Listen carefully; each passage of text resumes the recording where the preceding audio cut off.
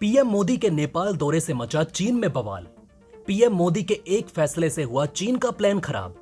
PM Modi के स्वागत के आगे चीन लगेगा चाय कम पानी। चीन का शासन बनेगा मिट्टी जब नेपाल में उतरेंगे पीएम नरेंद्र मोदी। पीएम मोदी के हेलीकॉप्टर ने मचाई नेपाल की राजनीति में हलचल। दोस्तों, भारत के पड़ोसी देशों पर हमेशा से चीन अपना दबदबा कायम करने की कोशिश करता रहा है ताकि उन्हें भारत के खिलाफ खड़ा कर भारत की घेराबंदी की जा सके। इसी के चलते भारत अपने छोटे पड़ोसी देशों को आर्थिक मदद करता आया है। जैसा आपने कई बार श्रीलंका में होता देखा होगा, कैसे चीन श्रीलंका को चीनी सैनिक अड्डों की तरह इस्तेमाल कर भारत के आंतरिक मामलों पर निगरानी रखना चाहता है। इसीलिए भारत ने भी समय समय पर श्रीलंका को बड़ी आर्थिक मदद दी। वो बात अलग है कि श्रीलंका आज डूबने की कगार पर है। इसी तरह से नेपाल को भी भारत और चीन दोनों से मदद मिलती रहती है। एक तरीके से देखा जाए तो ऐसे छोटे देश अपनी सीमा से लगने वाले बड़े देशों पर ही अपने विकास के लिए निर्भर होते हैं। पर चीन जैसा देश अपने फायदे के अलावा किसी का भला कभी नहीं सोच सकता। लेकिन जब छोटे देश अपने देश में विकास होता देखते हैं, तब उन्हें फर्क नहीं पड़ता कि विकास की पहल किस देश की ओर से हुई। यही कारण है कि चीन नेपाल में इन्वेस्ट कर उसे ऋणी बनाना चाहता है। खैर दोस्तों, ये बात नेपाल भी बहुत जल्द समझ जाएगा। पर फिलहाल के लिए नेपाल में चीन के इन्वेस्टमेंट से बने एयरपोर्ट पर भारत ने बड़ा खेल कर दिया है। और ये फैसला लिया है हमारे देश के प्रधानमंत्री नरेंद्र मोदी ने। मोदी की एक चाल से चीन का एयरपोर्ट धंस चुका है, या फिर ये कहें कि मिट्टी में मिल चुका है।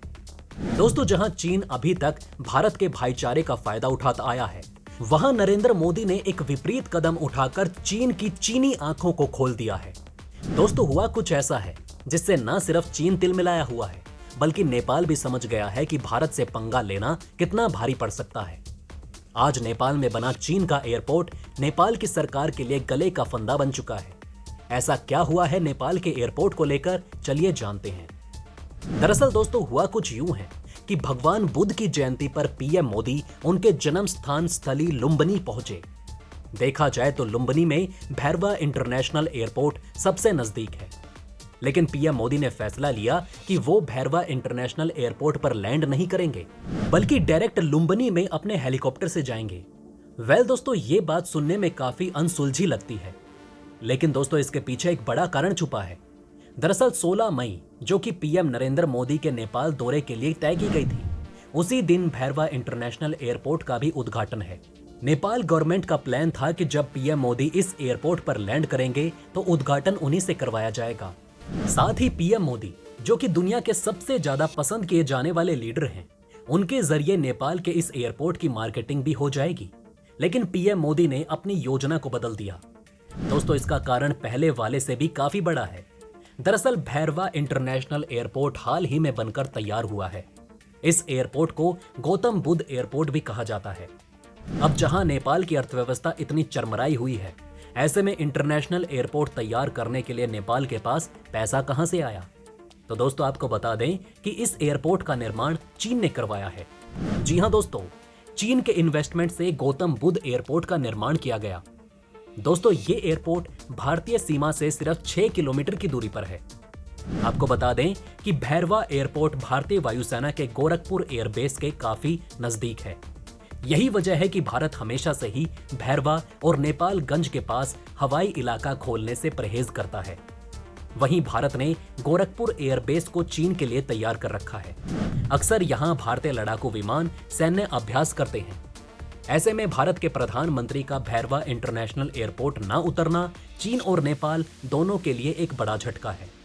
नेपाल और चीन प्रधानमंत्री मोदी को यहां लैंड करवाकर उद्घाटन का हिस्सा बनाना चाहते थे, लेकिन पीएम मोदी की कूटनीति ने इशारों ही इशारों में चीन को सबक सिखा दिया। पीएम मोदी के दौरे के हिसाब से पीएम मोदी का विमान कुशीनगर इंटरनेशनल एयरपोर्ट पर उतरेगा। इसके बाद पीएम मोदी हेलीकॉप्टर से नेपाल के लुम्बिनी पहुंचेंगे। पीएम मोदी का हेलीकॉप्टर जिस हेलीपैड पर उतरेगा, वो नेपाल के भैरवा एयरपोर्ट से 18 किलोमीटर की दूरी पर है। जबकि इसी दिन भैरवा में गौतम बुद्ध इंटरनेशनल एयरपोर्ट का नेपाल के प्रधानमंत्री शेर बहादुर देउबा उद्घाटन करेंगे।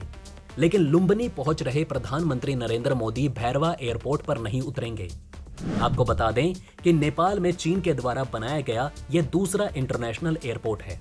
उधर पीएम मोदी की सुरक्षा के संबंध में तैयारियों का जायजा लेने 11 मई बुधवार दोपहर भारतीय वायुसेना का एक विमान 45 स्पेशल प्रोटेक्शन जवानों को लेकर गौतम बुद्ध इंटरनेशनल एयरपोर्ट पर पहुंचा।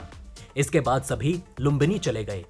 साथ ही 15 एसपीजी जवान अपने 5 व्हीकल्स के साथ सोनाली सीमा से 10 मई देर शाम लुम्बिनी गए हैं।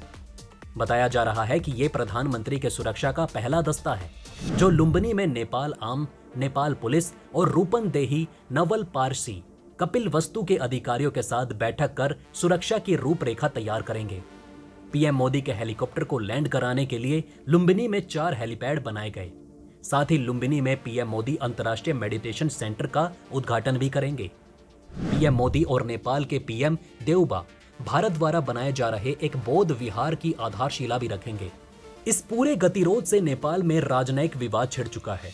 पीएम मोदी के चीन के बनाए एयरपोर्ट पर नहीं उतरने से नेपाल में विवाद मचा हुआ है। एक रिपोर्ट के मुताबिक नेपाल के एक पूर्व अधिकारी संजीव गौतम ने कहा कि ये एक राजनयिक असफलता है। उन्होंने कहा कि जब 2 अलग अलग प्रोग्राम एक ही समय पर और एक ही जगह पर होंगे तो एक कार्यक्रम दब जाएगा। गौतम ने कहा कि ये नेपाली पक्ष की कमजोरी है। नेपाल की कूटनीति चाहे वो अर्थव्यवस्था हो या एविएशन सेक्टर हमेशा से ही खराब रही है। हम एक बार फिर से फेल साबित हुए हैं। नेपाल सरकार के कई अधिकारियों का कहना है कि भारतीय पक्ष से अपील करनी चाहिए कि पीएम मोदी का हेलीकॉप्टर लुम्बिनी के बजाय भैरवा में नए इंटरनेशनल एयरपोर्ट पर उतरे। एक नेपाली अधिकारी ने कहा कि ये दोनों के लिए फायदेमंद होगा। अगर मोदी लैंड करेंगे और एयरपोर्ट से लुम्बिनी की यात्रा करेंगे तो लोग इसे पसंद करेंगे और ये दोनों ही पक्षों को बहुत पॉजिटिव संदेश देगा। बताया जा रहा है कि एयरपोर्ट के उद्घाटन के दौरान कई चीनी अधिकारी भी वहां मौजूद रहेंगे। रिपोर्ट में कहा गया कि शायद यही वजह है कि पीएम मोदी ने एयरपोर्ट से किनारा कर लिया। रिपोर्ट में यह भी कहा गया कि भारत और नेपाल के बीच बुद्ध सर्किट को बढ़ावा देने को लेकर कभी भी अहम सहमति नहीं बन पाई। भारत ने जब बुद्ध सर्किट बनाने के लिए अरबों डॉलर की योजना को शुरू किया, ठीक उसी समय साल 2018 में नेपाल के पूर्व टूरिज्म मिनिस्टर रविंद्र अधिकारी चीन की शरण में चले गए और ट्रांस हिमालयन बुद्धिस्ट सर्किट बनाने का आइडिया दिया था। दुनिया भर में 45 से 48 करोड़ लोग बौद्ध धर्म को मानने वाले हैं और इन पर भारत और नेपाल दोनों की नजर है। दोस्तों, अब देखना होगा कि किस समारोह की गूंज दुनिया में सुनाई देती है। यहां देखा जाए तो चीन और भारत की मार्केटिंग की सीधी टक्कर होगी, जहां एक तरफ चीन के द्वारा बनाया गया नेपाली एयरपोर्ट है और दूसरी तरफ दुनिया के सबसे फेवरेस्ट लीडर की लिस्ट में पहले नंबर पर आने वाले हमारे देश के प्रधानमंत्री नरेंद्र मोदी। आपको क्या लगता है, नेपाल में 16 मई को किस देश का डंका बजेगा? हमें कमेंट करके अपनी राय जरूर बताएं। दोस्तों, ये थी खबर प्रधानमंत्री मोदी के नेपाल दौरे से जुड़ी योजना की, जहां नेपाल और चीन को एक बड़ा झटका मिला है। आपका इस बारे में क्या कहना है? हमें कमेंट में अपनी राय जरूर बताएं। वहीं अगर आप चाहते हैं कि ऐसी इन्फॉर्मेशन ज्यादा से ज्यादा लोगों तक पहुंचे तो इस वीडियो को शेयर जरूर करें और अगर हमारी ये वीडियो आपको पसंद आई तो लाइक करना ना भूलिएगा। साथ ही अगर अभी तक आपने हमारे चैनल को सब्सक्राइब नहीं किया तो प्लीज हमारे चैनल को सब्सक्राइब जरूर करें। खुश रहें, अपना ध्यान रखें। फिर मिलेंगे एक नई इन्फॉर्मेशन के साथ। तब तक के लिए जय हिंद, जय भारत।